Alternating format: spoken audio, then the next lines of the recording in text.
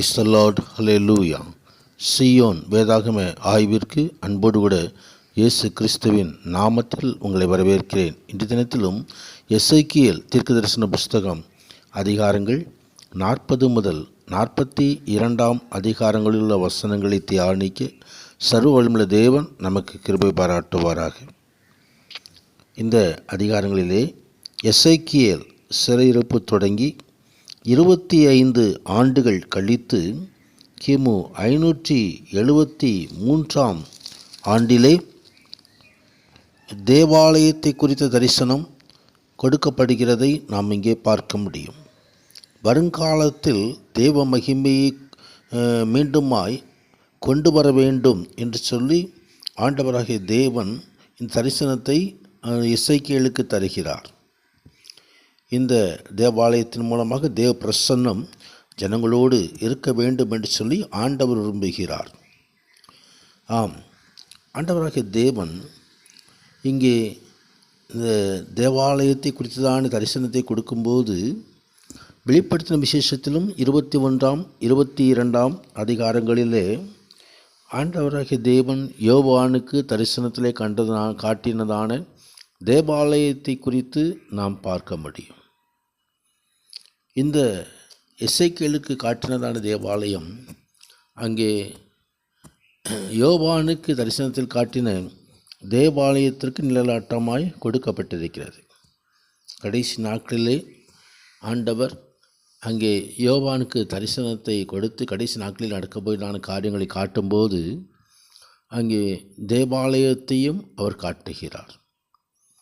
தேவிதமாக பரலோக தேவாலயத்தை காட்டுகிற அதே வேளையிலே ஆண்டவராகிய தேவன் நமது சரீரத்தையும் அவருடைய ஆலயமாக தெரிந்து கொண்டிருக்கிறார். பரிசுத்த ஆவியானவர் வாசம் பண்ணும் தேவாலயமாக நமது சரீரத்தை ஆண்டவராகிய தேவன் தெரிந்தெடுத்திருக்கிறார்.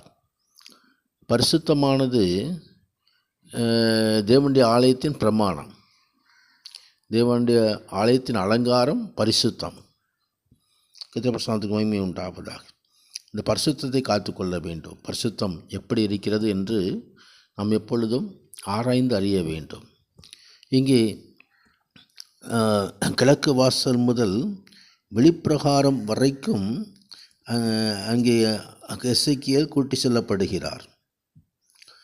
அங்கே கூட்டி சென்றதான அந்த புருஷன் கையிலே 6 முழ நீளமான ஒரு அளவுகோல் இருந்தது. அது தேவனுடைய அளவுகோல். தேவன் எல்லாவற்றிற்கும் ஒரு அளவுகோல் வைத்திருக்கிறார். அந்த அளவுகோலை வைத்து அவர் ஆராய்ந்து பார்ப்பார்.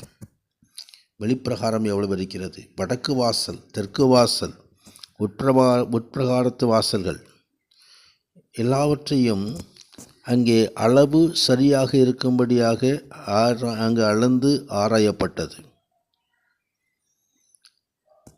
அதே வேளையிலே பலிகளை ஆயத்தப்படுத்துவதற்கான அறைகள், அங்கே அந்த அறையிலே பலிபீடங்கள் எப்படி இருந்தது. இந்த பலிபீடம் இருந்தது, ஆனால் உடன்படிக்கை பற்றியோ குத்து விளக்கோ சொல்லப்படவில்லை. அதோடு கூட ஆசாரியர்களுக்கான அறைகளையும் அங்கே ஆண்டவராகிய தேவன் தீர்க்கதரிசிக்கு காட்டினார். அந்த அறைகள் எப்படி இருந்தது, எவ்வளவு நீளம் இருந்தது, எவ்வளவு அகலம் இருந்தது, அளந்து காட்டப்பட்டது. தேவனாய் கர்த்ததாமே எசேக்கியேலுக்கு தரிசனம் தந்தது தேவன் அங்கே ஆலய மண்டபத்துக்கு கொண்டு போய் அந்த மண்டபத்தின் காரியங்களெல்லாம் காட்டுகிறார். 41வது அதிகாரத்திலே தேவாலயத்திற்கு அழைத்து கொண்டு போய் தானாதாரங்களை இந்த புறத்தில் 6 முழ அகலமும் அந்த புறத்தில் 6 முழமும் அளந்தார்.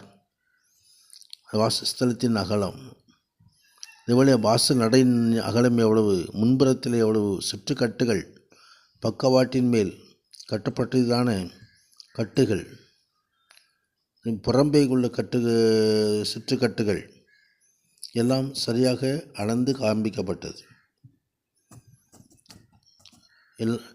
அதே வேளையிலே அங்கே கேருபீன்களும் பேரீச்சங்களும் அந்த சுவரின் உட்புறம் எல்லாம் சித்தரிக்கப்பட்டிருந்தது. மரத்தினால் செய்யப்பட்ட பலிபீடத்தின் உயரம் 3 முழமும் அது நீளம் 2 முழமுமாய் இருந்தது. அதன் கோடிகளும் அதன் விளிம்புகளும் அதன் பக்கங்களும் மரத்தினால் செய்யப்பட்டிருந்தது. இது கர்த்தருடைய சத்தத்தில் இருக்கிறதான பீடம் என்று ஆண்டவர் அதை சுட்டி காட்டினதை குறித்து நாம் அறிந்திருக்கிறோம். 42வது அதிகாரத்திலே ஆசாரியர்களுக்கான அறைகள் எப்படி இருக்க வேண்டும்? ஆசாரியர்கள் பலி செலுத்திடும் ஆண்டவராகிய தேவன் தாமே நம்மையும் பரிசுத்தத்தினால் கழுவி ஆசாரியர்களாய் ராஜாக்களாய் அவர் அபிஷேகம் பண்ணி வைத்திருக்கிறார். ஆம், ஆசாரியர்களுக்கு என்று சொல்லி ஆண்டவர் அறைகளை அவர் நியமிக்கிறதை குறித்து பார்க்கிறோம். ஆண்டவராகிய தேவன் தாமே தன் பிள்ளைகளுக்காய் அவர் பிள்ளைகள் வாசம் பண்ணும்படியான அறைகள். அங்கே ஆசாரியர்கள் அங்கே அந்த அங்கே கடக்க பரிசுத்தமானதை போஜன பலியை, பாவ நிவாரண பலியை, குற்ற நிவாரண பலியை அந்த செலுத்துகிற பரிசுத்த ஸ்தலம், அங்கு பரிசுத்த வஸ்திரங்கள் வைக்கப்பட வேண்டிய காரியங்கள் எல்லாவற்றையும் காட்டப்பட்டது. ஆசாரியர்களாய் தெரிந்து கொண்ட தேவன் நம்மையும் கூட எப்படி இருக்க வேண்டும், எப்படி வாசம் பண்ண வேண்டும், எப்படி அந்த பரிசுத்த அலங்காரம் உடையவர்களாக இருக்க வேண்டும், பரிசுத்த வஸ்திரம் எப்படி விடுத்திருக்க வேண்டும், ரட்சிப்பின் வஸ்திரம், எல்லாவற்றையும் ஆண்டவர் நமக்கு கற்றுத்தருகிற தேவனாக இருக்கிறார். தேவாலய ஆலயத்தின் மகிமை நம்மிலும் நம் சரீரமாகிய ஆலயத்திலும் காணப்படும்படி எல்லாம் சரியாக தேவனுடைய அளவுகளால் அளக்கப்பட்டு சரியாக இருக்கிறதாய் அது காணும்படி கிருபை செய்வாராக. பரிசுத்த ராஜ்யம் கர்த்தருடைய பரிசுத்த நாமத்திற்கு மகிமை உண்டாவதாக. ஆமேன், ஆமேன்.